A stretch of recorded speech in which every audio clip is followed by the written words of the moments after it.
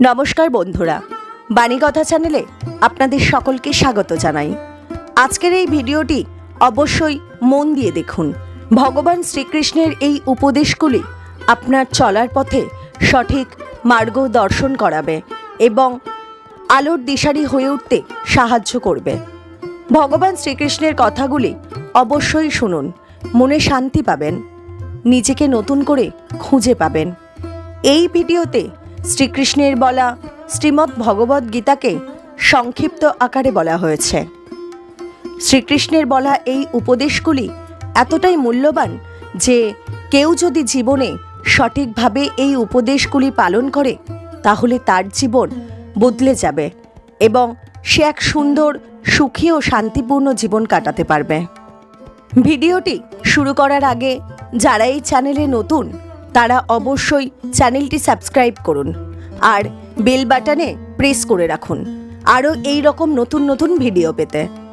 ভিডিওটি দেখে ভালো লাগলে একটি লাইক করবেন এবং সবাইকে শেয়ার করবেন যাতে তারা এই ভিডিওটি দেখে উপকৃত হয়, এবং কমেন্ট বক্সে জয় শ্রীকৃষ্ণ লিখতে ভুলবেন না। তাহলে আসুন শুরু করি। এই সংসারে সবথেকে বেশি মূল্যবান কি হতে পারে? সময়। সমগ্র পৃথিবীর সমগ্র সম্পত্তি ব্যবহার করেও সময়ের একটা মুহূর্ত লাভ করা যায় না, এতটাই বেশি মূল্যবান। আর এই সময়কেই আপনি হেলায় নষ্ট করতে থাকেন, এর সদ্ব্যবহার করেন না, নিজের স্বপ্ন পূরণ করেন না। আর যখন এই সময় পার হয়ে যায় তখন মনে হয় আর তো সময় অবশিষ্ট নেই। এটা হলো অনুচিত। তাই এই সময়ের সদ্ব্যবহার করুন, শ্রেষ্ঠ কর্ম করুন, সেই সকল কর্ম করুন যা আপনি করতে চান, সেই সকল স্বপ্ন পূরণ করুন। এই সময় ব্যর্থ হতে দেবেন না। এই সময় কারোর জন্য থেমে থাকে না। আর একবার এই সময় পার হয়ে গেলে আর আপনি তার সদ্ব্যবহার না করলে এই সময়ই এসে আপনার বিনাশ ঘটাবে। এই সময়কে সম্মান করুন আর আমার সাথে ভালোবেসে বলুন, রাধা রাধা। সূর্যের প্রকাশ, অন্ধকারকে দূর করে দেওয়া সেই মহানায়ক। এই সূর্যের প্রকাশ যখন পৃথিবীতে এসে পৌঁছয় কি হয়? এই পৃথিবী জেগে ওঠে, প্রত্যেক প্রাণী জেগে ওঠে, মানুষ জেগে ওঠে, নিজের কর্ম করেন, জীবন যাপন করেন। এই ঘুমের মৃতপ্রায় স্থিতি কাটিয়ে উঠে জীবন যাপন করতে শেখেন। এটাই হলো প্রভাব সূর্যের প্রকাশের। এবার এই প্রকাশ যে সূর্যের থেকে পাই তিনি কি করেন? তিনি নিজেকে জ্বালান আমাদের জীবন প্রদান করার জন্য। প্রত্যেকটা মুহূর্ত তিনি তাপ সহ্য করেন আমরা যাতে সেই প্রকাশ লাভ করি। এটাই হলো জীবনের সারমর্ম। যদি আপনিও এই সংসারে প্রকাশ ছড়িয়ে দিতে চান তাহলে আপনাকেও তপ্ত হতে হবে, নিজে জ্বলতে হবে, সেই কর্ম করতে হবে যেটা কঠিন হতে পারে কিন্তু আসলে শ্রেষ্ঠ। তবেই এই সংসারের সেবা করতে পারবেন, সংসারকে পথ দেখাতে পারবেন। নিজের অন্তরের প্রকাশ জাগ্রত করুন, তবেই সেই সকল ব্যক্তি যারা পাপের অন্ধকারে নিমজ্জিত হয়ে আছেন তারা জাগ্রত হবেন। সেই সকল ব্যক্তিকে জাগিয়ে তুলুন, প্রেরিত করে তুলুন সুখী হওয়ার জন্য যারা সুখী হতে পারছেন না। সেই সকলকে প্রেরিত করুন সাফল্য লাভের যারা সফল হতে পারছেন না। নিজের অন্তরের সূর্যকে জাগ্রত করুন, চারিদিকে শুধু প্রকাশই প্রকাশ হবে, জীবনই জীবন থাকবে, আনন্দই আনন্দ থাকবে। আর এই মন বারবার প্রসন্ন চিত্তে বলে উঠবে, রাধা রাধা। আমাদের গৃহে অনেক কক্ষ রয়েছে, কিন্তু এমন কি আছে যে একটাই থাকে? আমাদের গৃহের দ্বার। এমন কেন হয়? অনেক দ্বার তো থাকতেই পারে। ভেবে দেখুন, একটা বিশাল ভবন রয়েছে, তার চতুর্দিকে অনেক দ্বার আছে। ভালোই হবে, যাতায়াত করতে সুবিধা হবে, কিন্তু এমন আমরা কেন করি না? এবার আপনি বলবেন যে এটার উত্তর তো সহজ। যতগুলো দ্বার থাকবে ততজন দ্বারপালও থাকবে। কে কখন কোথা থেকে আসবে, কোথায় চলে যাবে সেদিকে খেয়াল থাকবে না, চুরির সম্ভাবনাও বেড়ে যাবে। যাক, এই বিষয় অন্তত আপনি বোঝেন। সেই জন্য আপনার গৃহে একটাই দ্বার রয়েছে, কিন্তু আপনার মনের বিষয় কি জানেন? আপনার মনেও কি কোনো দ্বার আছে? নেই? তার মানে যে কোনো ব্যক্তি যেখান থেকে খুশি আসতে পারে আর আপনার মনে যা খুশি প্রবেশ করিয়ে চলে যেতে পারে। কোনো বাধার সম্মুখীন না হয়ে কোনো ব্যক্তি আপনার মনে যা কিছু প্রবেশ করিয়ে চলে যাবে, তা সে আমাদের পক্ষে শুভ হোক, অশুভ হোক বা যতই ঘাতক হোক না কেন। সেই ভাবনা হতে পারে বাসনাময়, ক্রোধে পরিপূর্ণ, মতভেদে পরিপূর্ণ, বিদ্বেষ বা অহংকারে পরিপূর্ণ, বা কোনো ব্যর্থ ভাবনা হতে পারে। বিশ্বের যে কোনো ভাবনা মনে এসে বসবাস করতে পারে। এবার মনে যা ভাবনা থাকবে, মন সেটাই অনুভব করবে। নেতিবাচক ভাবনা যদি মনে ঘর করে, মন সুখ অনুভব কি করে করবে? সেই জন্য আবশ্যক হলো মনের মাঝে ইতিবাচক সত্তার দ্বার গড়ে তোলা। অর্থাৎ কোনো ভাবনা যদি আসে এবং ইতিবাচক হয়, তাহলে তাকে মনে প্রবেশ করতে দিন। যদি তা আপনাকে আর্থিক, সামাজিক, পারিবারিক, আধ্যাত্মিক লাভ দেয়, তাহলে তাকে প্রবেশ করতে দিন। যদি না দেয়, যদি তা নেতিবাচক ভাবনা হয়, তাকে দ্বার থেকেই আবার ফিরিয়ে দিন। যত শুভ চিন্তায় থাকবে এই মন, ততই শুভ হবে আপনার জীবন। আর এই মন সুপ্রসন্ন হয়ে বলবে, রাধা রাধা। আমি জীবনে অনেক ভালো মানুষের সংস্পর্শে এসেছি। এমন ব্যক্তি যিনি আজীবন জ্ঞান লাভ করে থাকেন, পড়তেই থাকেন, জ্ঞান অর্জন করতেই থাকেন, অত্যাধিক জ্ঞান অর্জন করতে থাকেন। কিন্তু এইটুকুই কি যথেষ্ট? ধরে নিন কোনো ব্যক্তি শিল্পকলার বিষয়ে অনেক বই পড়ে ফেলেছেন, কিন্তু কখনো শিল্পকর্মই করেননি। তাহলে সেই জ্ঞানের কি লাভ? কোনো লাভ নেই। এবার এটাই আমাদের জীবনে শেখা প্রয়োজন। আমরা জ্ঞান অর্জন করি, কিন্তু তা যাপন করি না, তা কর্মজীবনে প্রয়োগ করি না। তাহলে এতে কি লাভ হবে? জ্ঞান আছেই সেই জন্য যাতে আমরা জীবনকে আরো শ্রেষ্ঠ করে তোলার জন্য তাকে প্রয়োগ করি। এই জ্ঞান এবং কর্মের একসাথে পথ চলাটাই আবশ্যক। তবেই এই জ্ঞান অভিজ্ঞতায় পরিণত হবে। আর অভিজ্ঞতা দ্বারা যে জ্ঞান লাভ হয়, সেটাই সবথেকে বেশি গুরুত্বপূর্ণ, সেটাই হলো সবথেকে বেশি লাভদায়ক। সেই জন্য শুধু জ্ঞান অর্জন করবেন না, তাকে প্রয়োগ করুন, তাকে কর্মজীবনে প্রয়োগ করুন। জীবনকে আরো শ্রেষ্ঠ করে তুলুন। আর আমার সাথে ভালোবেসে বলুন, রাধা রাধা। আমরা সবাই প্রকাশের অনুগামী। সূর্যের থেকে আমরা প্রকাশ লাভ করি এবং সেই প্রকাশের কারণে আমরা সবকিছু দেখতে পাই। আর হয়তো সেই জন্য আমরা সূর্যকে এত মান্য করি, তাকে সম্মান করি, তাকে পুজো করি। কিন্তু এই সংসারে শুধুমাত্র সূর্যই কি আছেন যিনি প্রকাশের উৎস? না। যখন সূর্যাস্ত হয় তখন কি হয়? তখন চন্দ্রমা প্রকাশ দিয়ে থাকেন, উনি আমাদের পথ দেখান। আর যখন চন্দ্রমা থাকেন না, তখন কি হয়? তখন আমাদের গৃহ প্রকাশময় করে তোলে ছোট্ট একটা প্রদীপ। অর্থাৎ আকার বা নাম গুরুত্বপূর্ণ নয়, গুরুত্বপূর্ণ হলো গুণ। আপনিও এই গুণগুলি আপন করুন। চন্দ্রমা বা প্রদীপের মতো সূর্যের অনুপস্থিতিতেও প্রকাশের কিরণ ছড়িয়ে দিন। সৎপথে চলুন আর আমার সাথে ভালোবেসে বলুন, রাধা রাধা।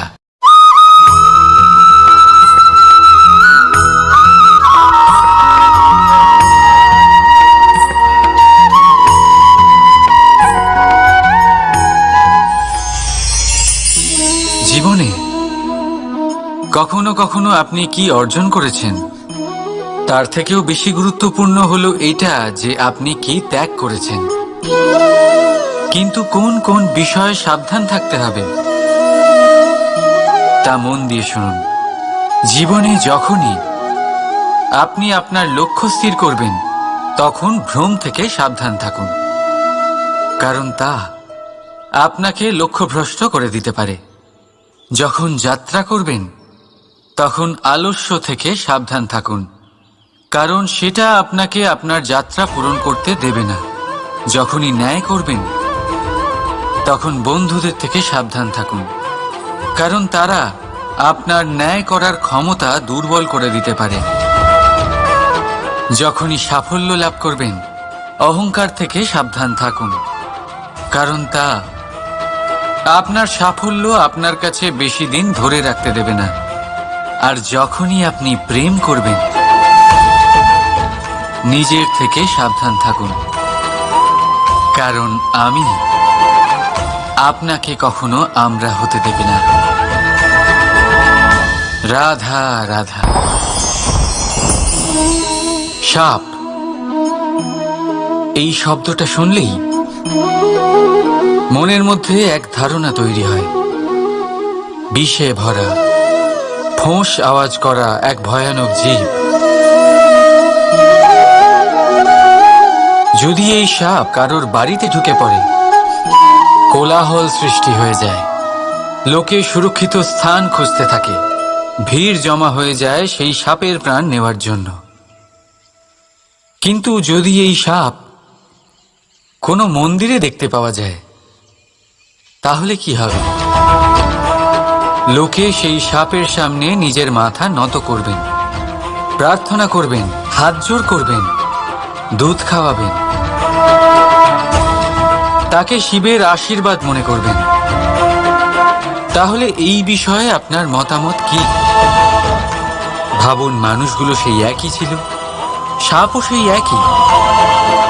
তাহলে পরিস্থিতিতে এত তফাৎ কেন? কোথাও সেই সাপের প্রাণ নেওয়া হচ্ছে, আবার কোথাও সেই সাপকে পুজো করা হচ্ছে। তফাতের কারণ হলো সংস্পর্শ আর স্থান।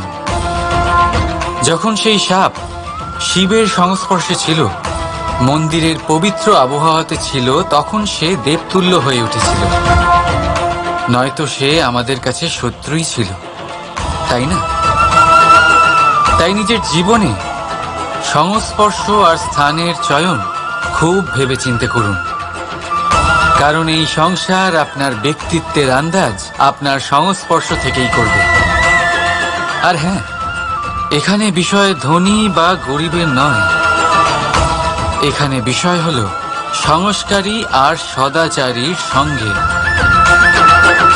সদাচারীর সঙ্গ সবসময় সম্মানের কারণ হয়। রাধা রাধা।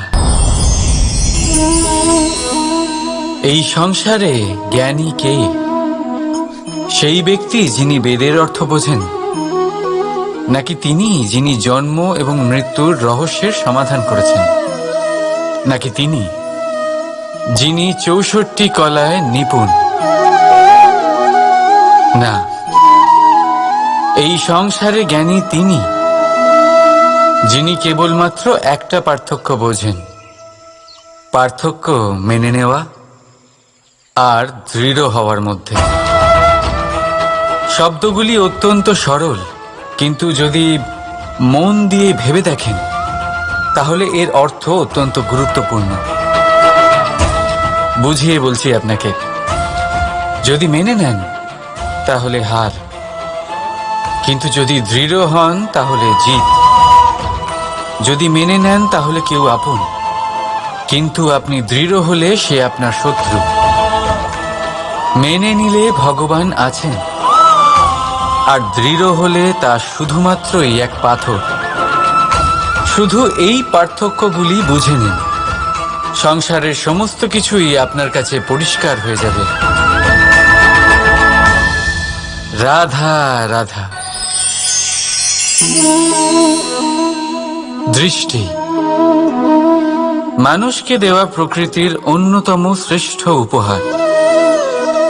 সেই দৃষ্টি যার জন্য মানুষ এই সংসার দেখতে পারে, নিজের পথ দেখতে পারে। কিন্তু সংসারে দৃষ্টি লাভ করেও সবাই মহান হতে পারে না, প্রসন্ন হতে পারে না। প্রসন্ন শুধুমাত্র তারাই হয় যাদের দৃষ্টিভঙ্গি শুভ হয়। এবারে যারা গোলাপে শুধুমাত্র কাঁটা খুঁজে পায়, তাদের হাত অবশ্যই সেই কাঁটা দ্বারা আঘাতপ্রাপ্ত হয়, কারণ তাদের দৃষ্টি শুধুমাত্র কাঁটা অবধি সীমিত থাকে। কিন্তু সুগন্ধ প্রস্তুতকারক পাপড়ি অবশ্যই খুঁজে বার করেন। কেন?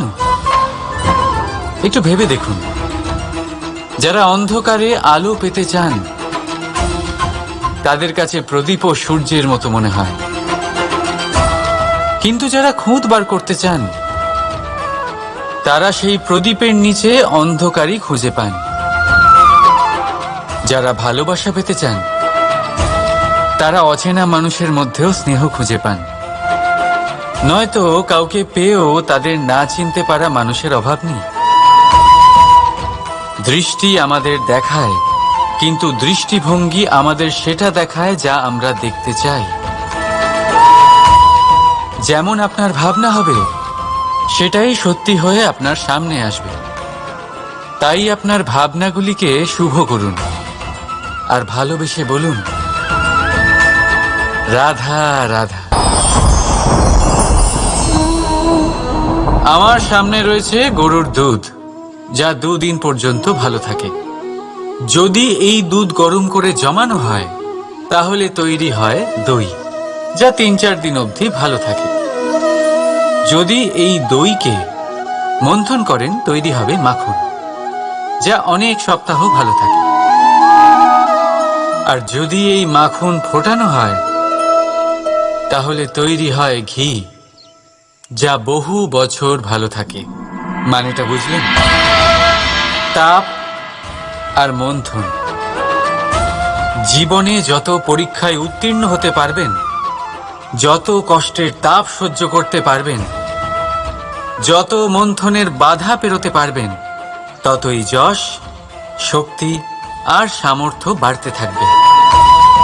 তাই কর্ম করুন, কঠিন বাধার সম্মুখীন হন আর মন্থন করে মন শুদ্ধ রাখুন। মন প্রসন্ন হয়ে বলবে, রাধা রাধা।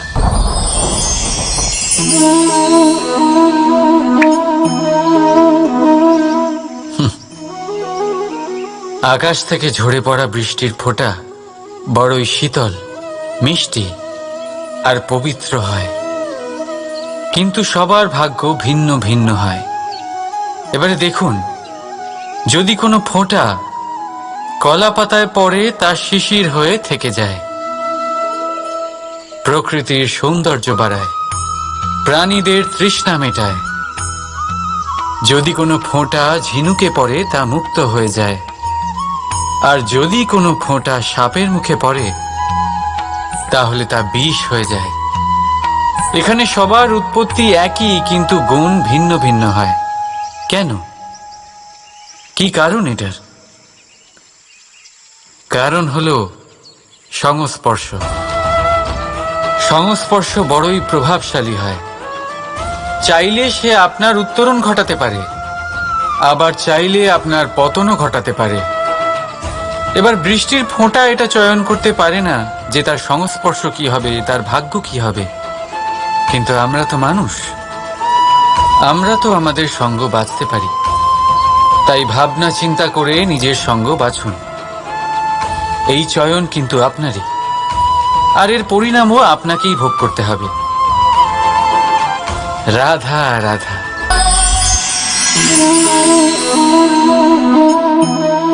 এই ফল দেখতে পাচ্ছেন আপনি?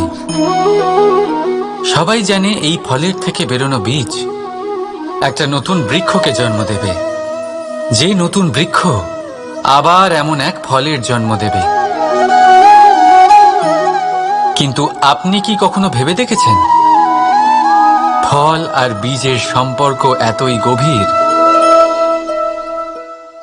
অথচ বৃক্ষের মূল আর বৃক্ষের শাখার মধ্যে এত দূরত্ব কেন? কারণ দূরত্ব অতি আবশ্যক। যদি আপনি কাউকে নিজের কাছে চিরকালের জন্য রাখতে চান, তখন তাদের থেকে দূরত্ব কিছু সময় দরকারি।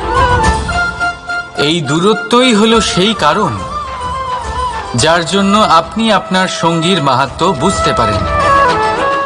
এই দূরত্বের জন্যই আপনি আরো প্রেরণা পান যাতে তাদের সাথে আবার দেখা হয়। আর সেই জন্য মনে রাখবেন, দূরত্ব কখনোই খারাপ নয়। ফলের থেকে বীজের এই দূরত্বই নতুন ফল হওয়ার কারণ হয়ে দাঁড়ায়। প্রেমের আসল পরীক্ষা হয় এই দূরত্ব দিয়েই। তাই তাই দূরত্বের সাথেও প্রেম করুন আর ভালোবেসে বলুন, রাধা রাধা। কস্তুরী তাকে ধারণ করে যে হরিণ তার নাভিতে থাকে, কিন্তু সেই হরিণ ওই কস্তুরীর সুগন্ধ নিয়ে তা পাওয়ার জন্য এদিক ওদিক ছুটে বেড়াতে থাকে।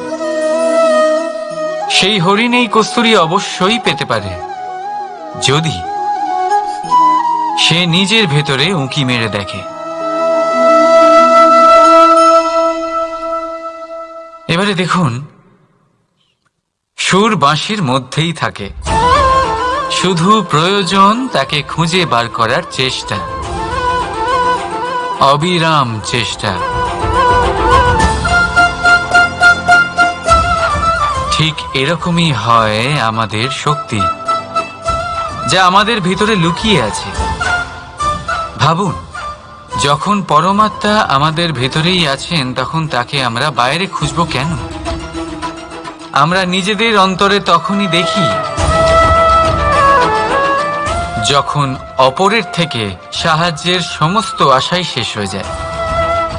তাই জীবনে কেউ সাহায্য করবে এই আশা করে বসে থাকবেন না, নিজেই নিজেকে সাহায্য করুন। রণক্ষেত্রে আপনি ভালো সারথি পেতেই পারেন, কিন্তু জীবনের এই যাত্রাপথে আপনাকেই নিজের সারথি হতে হবে। রাধা রাধা। আমার দাদা আমাকে অনেকবার বলেছেন, কানাই তুমি তো স্বয়ং নারায়ণ, তুমি এক তুড়িতেই সবকিছু এমনি ঠিক করে দাও না কেন? এবার দাদাকে কি করে বোঝাবো? আচ্ছা, আপনি নিজেই ভেবে দেখুন, সিংহকে জঙ্গলের রাজা বলা হয়, কিন্তু সিংহ শুধুমাত্র তার ইচ্ছে প্রকাশ করলেই কোনো হরিণ কি নিজেই হেঁটে তার কাছে আসবে? নিজেই কি রাজি হয়ে যাবে তার আহার হওয়ার জন্য? না, কখনোই না। যে কোনো কাজকে সফল করে তোলার জন্য আপনাকে চেষ্টা করতে হবে, পরিশ্রম করতে হবে, যাতে সেই কাজ ভালোভাবে সম্পন্ন হয়।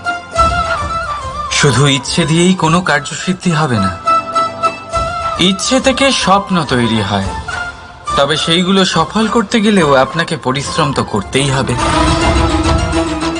মনে করুন আপনার ইচ্ছে হলো খেতে, আর কোনো দয়ালু ব্যক্তি এসে আপনার সামনে খাবার রেখে দিল। তাও তা খেতে গেলে পরিশ্রম আপনাকেই করতে হবে। যদি ভালোবাসার ইচ্ছে থাকে, তাহলেও নিঃস্বার্থ নিষ্পাপ মনে ভালোবাসুন। দেখুন, আপনি স্বপ্নে অবশ্যই উঠতে পারেন, কিন্তু এই পৃথিবীতেই আপনাকে বেঁচে থাকতে হবে। আর যদি এই ধরিত্রীতে আপনি এগিয়ে যেতে চান, তাহলে এই ভূমিকে পা দিয়ে আপনাকে পিছনে ঠেলতেই হবে। রাধা রাধা। জীবনে আমাদের অনেকের সাথে দেখা হয়, অনেকের সাথে বাক্যালাপ হয়। বহু মানুষকে প্রসন্ন বলে মনে হয়, আবার বহু মানুষকে চিন্তিত বলে মনে হয়। কিন্তু আপনি যদি এটা বোঝার চেষ্টা করেন যে কে বেশি প্রসন্ন থাকে আবার কে বেশি চিন্তিত থাকে, তাহলে আপনি এটা লক্ষ্য করবেন যে বৃদ্ধ আর যুবক বেশিরভাগ সময় চিন্তিত থাকেন, অন্যদিকে বালক সর্বদাই প্রসন্ন থাকে, চিন্তার কোনো রেশই থাকে না। এর কারণ কি? এবারে আপনি বলবেন, এত সহজ বিষয়, বালকদের মধ্যে এত বোধই কোথায় যে তারা জীবনের সমস্যা বুঝতে পারবে, কষ্ট বুঝতে পারবে, দায়িত্ব বুঝতে পারবে? বিষয়টা আসলে তা নয়। বৃদ্ধের বিষয়ে যদি আমরা কথা বলি, তবে বৃদ্ধ নিজের বিগত সময় নিয়ে ভাবতে ভাবতে মনে মনেই দুঃখী হয়ে যায়। যুবক নিজের ভবিষ্যতের বিষয়ে ভেবে ভেবে চিন্তা করতে থাকে আজ। কিন্তু বালক শুধুমাত্র বর্তমানে বেঁচে থাকে, আর সেই জন্যই প্রসন্ন থাকে। দেখুন, বিষয়টা অত্যন্ত সরল। আপনি আপনার বিগত কাল পাল্টাতে পারবেন না। এখন যদি আপনি নিজের ভবিষ্যৎ আরো উজ্জ্বল করতে চান, তাহলে আজ নিজের কর্ম করতে হবে, আজ পরিশ্রম করতে হবে আপনাকে। তাহলে ভুলে যান গতকাল আর আগামীকালের চিন্তা, বর্তমানে আনন্দ করুন। কারণ এই বর্তমান আপনার ভবিষ্যৎ উজ্জ্বল করতে পারে, আবার এই বর্তমান আগামী সময়ে আপনার সেই বিগত কাল হবে যার কথা ভেবে আপনার গর্ব হবে। রাধা রাধা। ব্রজের লাঠি খেলা দোল অত্যন্ত জনপ্রিয়, শুধু এই কারণে নয় যে এটা আমার আর রাধার গোলকে অপূর্ণ থাকা কাহিনীর একটা অংশ, বরং এই কারণেই যে এর মধ্যে প্রেম, সাহস আর বীরত্বের ভাব আছে। দেখুন, গোপীরা গোয়ালাদের সাথে দোল কিছুতেই খেলতে চায় না, আর অন্যদিকে গোয়ালারা প্রতিজ্ঞা করেছে যে দোলের এই উৎসব আমরা আমাদের প্রেমের সাথেই পালন করব, নয়তো কোথাও যাব না আমরা। এবার গোপীদের হাতে থাকা এই লাঠি তাদের জেদ আর তিরস্কারের প্রতীক। অন্যদিকে গোয়ালাদের হাতে থাকা এই ঢাল তাদের অটুট ইচ্ছের প্রতীক, যা শত আঘাত সহ্য করেও নিজের প্রেমিককে নিজের ভালোবাসার রঙে রাঙিয়ে দেয়, আর শেষ পর্যন্ত সে তার প্রেমিককে পেয়ে যায়। অর্থাৎ প্রতিটা বাধা, প্রতিটা তিরস্কারের উপরে বিজয়ী হতে গেলে তা শুধুমাত্র সম্ভব হবে অটুট ইচ্ছে দিয়ে আর অনন্ত ভালোবাসার সাহায্যে। তাই আসুন আমার সাথে বলুন, রাধা রাধা। জীবনে এমন অনেক মানুষ আপনি দেখে থাকবেন যারা শুধু অভিযোগ নিয়ে বসে থাকেন যে জীবনে তাই হয়ে চলেছে যা এতদিন হয়ে আসছিল, শুধুমাত্র দুবেলার অন্ন সংস্থান হচ্ছে, ব্যাস। আমাদের জীবন আমাদের তাই দিয়ে চলেছে যা এতদিন দিয়ে এসেছে। চিন্তিত থাকেন যে তাদের রোজগার বৃদ্ধি পাচ্ছে না কেন, চিন্তিত থাকেন যে তাদের সমৃদ্ধি বৃদ্ধি পাচ্ছে না কেন। আর যখন এমন হয় না, তখন দোষ দেন নিজের ভাগ্যকে বা অন্য কোনো ব্যক্তিকে দায়ী করেন। আপনি কিছু মুহূর্ত নিজের সাথে কাটান, নিজের সাথে কথা বলুন, একটু বিচার বিবেচনা করুন। আপনি বুঝতে পারবেন আপনি আজ সেটুকুই পাচ্ছেন যা আপনি এতদিন পেয়ে এসেছেন, কারণ আপনি তাই করছেন যা এতদিন ধরে করে এসেছেন। বিশেষ কিছু নয়, নতুন কিছু নয়। জীবনে যদি বিশেষ কিছু পেতে হয় তবে তার জন্য বিশেষ পরিশ্রমও করতে হবে, কঠিন পরিশ্রম করতে হবে, নতুন কিছু করে দেখাতে হবে। যদি কোনো গরুর থেকে আপনি পুষ্টিকর দুধের আশা রাখেন, তাহলে তার আহারও পুষ্টিকর হওয়া উচিত। চেষ্টা দিয়ে আসে প্রগতি, আর সমর্পণ থেকে আসে সমৃদ্ধি। চেষ্টা আর সমর্পণ বাড়িয়ে তুলুন, তাহলে দেখবেন আপনি জীবন থেকে যা চাইবেন তা আপনি অবশ্যই পাবেন। তাই ভালোবেসে বলুন, রাধা রাধা। আপনি এমন অনেক মানুষকে দেখে থাকবেন যারা এই সংসার ত্যাগ করেছেন, নিজেদের ঘর বাড়ি সমস্ত সম্পর্ক ছেড়েছেন, বেরিয়ে পড়েছেন শুধুমাত্র ঈশ্বরের খোঁজে। মন দিয়ে সেবা করেছেন, কিন্তু তাও ওনারা কখনো ঈশ্বরের দর্শন পাননি। উল্টে মনে অসন্তুষ্টি আরো বেড়ে গেছে। কেন হয় এমনটা? একটা গুরুত্বপূর্ণ কথা মনে রাখবেন, সেই ঈশ্বরই আনন্দ। ধ্যানের অর্থ হলো মনে আনন্দের জাগরণ করা, আর সেবার অর্থ হলো সেই আনন্দকে সবার মধ্যে ভাগ করা। তাহলে যদি আনন্দকে জাগ্রত করো আর সবার মাঝে ভাগ করে দাও, তাহলেই ঈশ্বররূপী আনন্দ তুমি অবশ্যই পাবে। রাধা রাধা। যদি আমাদের জীবনে কোনো শিল্পই না থাকে, তাহলে আমাদের জীবনটাই নীরস হয়ে যাবে। এখন যদি সবাইকে আমি জিজ্ঞেস করি সব থেকে বড় শিল্প কি, তো কেউ বলবে চিত্রশিল্প, কারণ তা ওনার মনকে আনন্দ দেয়। কেউ বলবে যুদ্ধ শিল্প, কারণ তাতে বিজয় প্রাপ্ত হয়। কেউ বলবে ভবন নির্মাণ শিল্প, কারণ তাতে ছাদ পাওয়া যায়। কেউ বলবে সঙ্গীত শিল্প, কেউ বলবে নৃত্য শিল্প, কেউ বলবে অভিনয় শিল্প আদি ইত্যাদি। কিন্তু এই কথা নিয়ে বিবাদ করা অনুচিত, হতেই পারে না। কারণ প্রত্যেক ব্যক্তির নিজস্ব চিন্তাধারা এবং নিজস্ব দৃষ্টিভঙ্গি থাকে।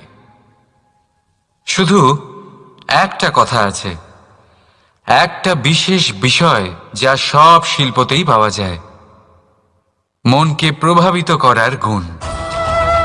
তো সব থেকে বড় শিল্প সেটা যা মনকে প্রভাবিত করে, আর সব থেকে বড় শিল্পী সে যে অন্যের মনে প্রবেশ করে। যার কাছে এই গুণ আছে সে সব থেকে বড় শিল্পী হবেন। যদি এই সংসার রঙ্গমঞ্চ হয়, তাহলে আমরা এই রঙ্গমঞ্চের শিল্পী। আর এখানেও সব থেকে বড় শিল্পী সেই হবে যে অন্যের মনে প্রবেশ করে সেখানে ঘর বাঁধতে পারে। আর এই মন অবধি পৌঁছনোর সিঁড়ি হলো 2.5 অক্ষরের শব্দ, প্রেম। তাহলে প্রেম করতে থাকুন, প্রভাব বিস্তার করুন। রাধা রাধা। সূর্য আর চন্দ্র দুজনেই আকাশের অমিত চিহ্ন, দুজনেই প্রকাশ বিস্তার করে, কিন্তু সবসময় দুজনের তুলনা করা হয়। কে অধিক শীতল আর কে অধিক তীব্র, কে অধিক তেজবান আর কে অধিক শান্তি প্রিয়। এবার এই তুলনা করা কি উচিত কাজ? কখনোই না। কারণ এই দুজনেই যতই প্রকাশপুঞ্জ হোক, কিন্তু এই দুজনেই ভিন্ন। দুজনেরই নিজের নিজের মাহাত্ম্য আছে, আর দুজনেরই নিজস্ব সময় আছে আলোকিত হওয়ার। তাই এদের তুলনা করা অনুচিত। ঠিক সেইভাবেই আমাদের জীবনেও তুলনা করা অনুচিত হবে। নিজের তুলনা অন্য কারোর সাথে কখনো করবেন না। আর যদি অন্য কেউ আপনার তুলনা অন্য কারোর সাথে করে, তাতে মন দেবেন না। কারণ এই তুলনা থেকে নিজেকে হীন ভেবে নেওয়া আপনার জন্য ক্ষতিকর। এটা আপনার জন্য লাভজনক নয়।